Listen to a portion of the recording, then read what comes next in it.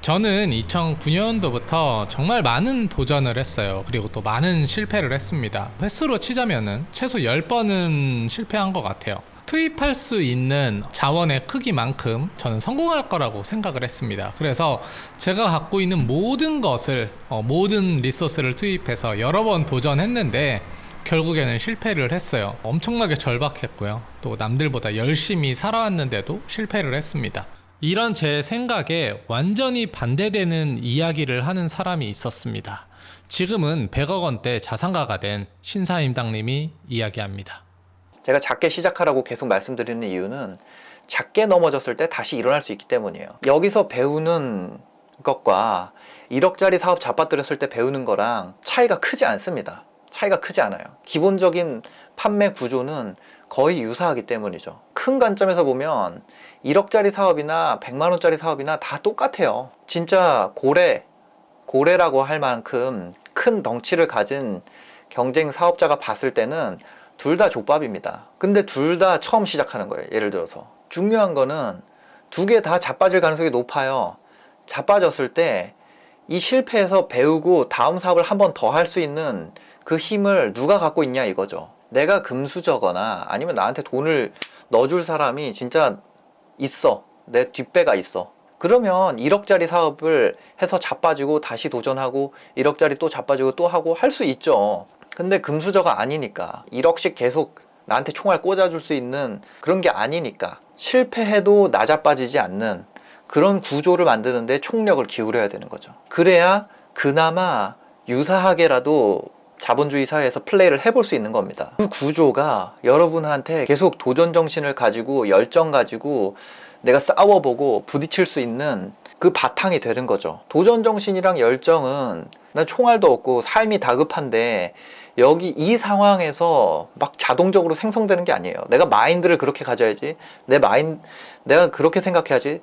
난 스스로 아침마다 큰 소리로 얘기하고 그렇게 한다고 생기는 거라고 생각하지 않습니다. 그런 정신이 오히려 실패했을 때에 대한 두려움, 내가 자빠졌을 때 일어날 수 있는 환경, 그런 걸 만들어 놔야 계속 도전할 수 있는 거예요. 수많은 시간과 돈을 까먹으면서 배운 점이 있어요. 열정을 갖고 시작해도 사업 초기에는 불안정하다라는 것입니다. 아무리 준비를 많이 해도 말이죠. 그리고 이미 자리를 잡은 대상과 비교를 하면 더욱더 허접해 보이더라고요. 실행하는 것도 어려운데 또 하다 보면 문제가 연속적으로 계속 생깁니다. 이러한 과정을 여러 번 거치다 보니까 알게 되더라고요. 단 한 번에 성공하는 것은 없구나. 실행하고 그 피드백을 통해서 개선할 부분을 찾아내고 다시 시도하는 과정을 통해서 사업을 성장시키게 된다는 것을 알게 되었습니다. 내가 하고자 하는 열정, 열망, 절박함이 있더라도 투입할 수 있는 자원이 없다면 내가 개선해서 다시 해보고 싶은데 그 지속 가능한 환경을 구축하지 못한다면 더 하고 싶어도 포기할 수밖에 없다는 사실을 알게 되었어요. 당장 생계에도 위협이 되니까 나가서 먹고 살 돈을 벌어야 했기 때문입니다. 저는 쇼핑몰 일을 꽤나 오래 했습니다. 지금의 온라인 유통 시장은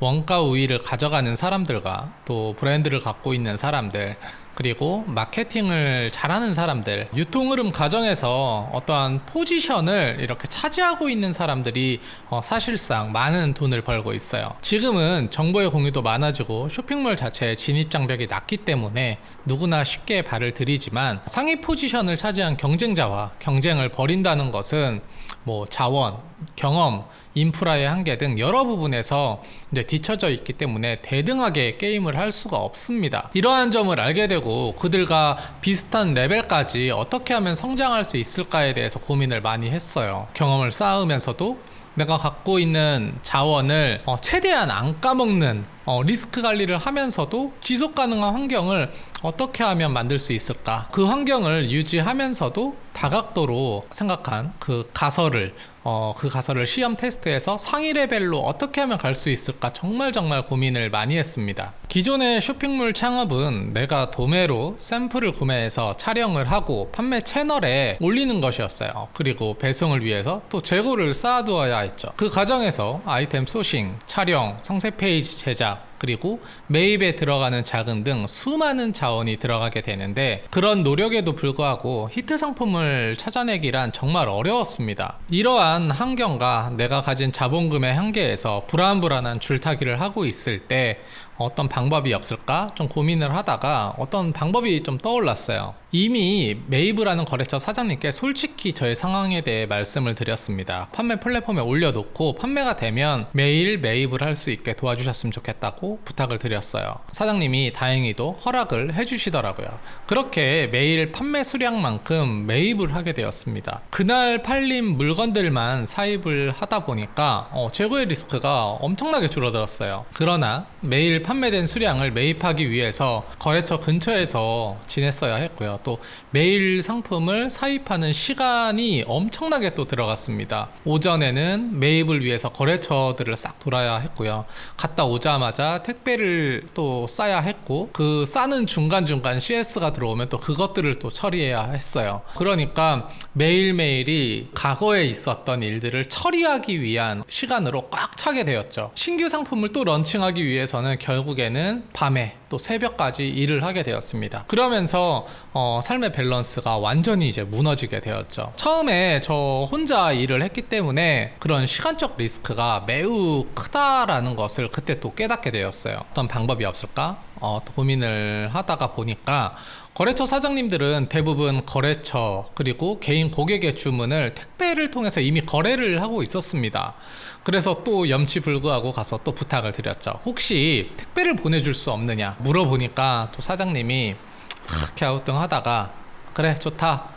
대신에 소량일 경우에는 우리가 보내줄 수 있는데 좀 많이 오면 그것까지는 우리가 해줄 수 없다 이렇게 말씀을 하셔서 일단 알겠다고 하고 그 다음 날부터 이제 주문이 들어오면 발주서를 이메일로 넣고 통장에 입금을 해서 그게 확인되면 고객님에게 보내주는 방식으로 쇼핑몰을 운영을 했었습니다. 그러니까 위탁 판매 방식으로 쇼핑몰 창업을 하게 된 거죠. 이제 저는 제 제품 없이 판매를 할 수 있게 되었어요. 제가 맨날 했던 포장 업무를 할 필요도 없었고 물건들을 사입하기 위해서 거래처를 돌 일도 없어졌습니다. 그러니까 시간이 엄청나게 이제 많이 남게 된 거죠.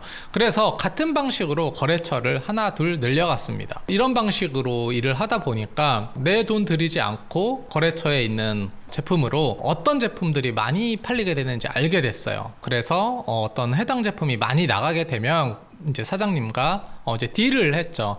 내가 이 정도 물량을 가져갈 테니 물건값을 조금 더 저렴하게 해달라. 그렇게 해서 수익을 더 극대화시킬 수 있었습니다. 또 이런 방식으로 이제 아이템을 계속 늘려가다 보니까 아이템 수가 점점점 많아지게 되었어요.